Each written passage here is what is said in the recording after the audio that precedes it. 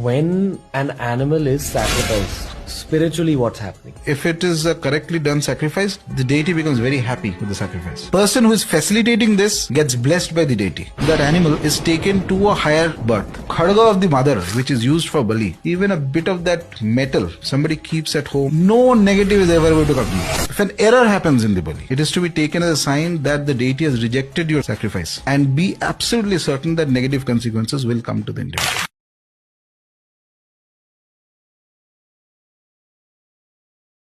जीवों की हत्याएं हम बिल्कुल नहीं मानते कि इससे कोई देवी देवता प्रसन्न। सब अज्ञान की प्रथाएं हैं।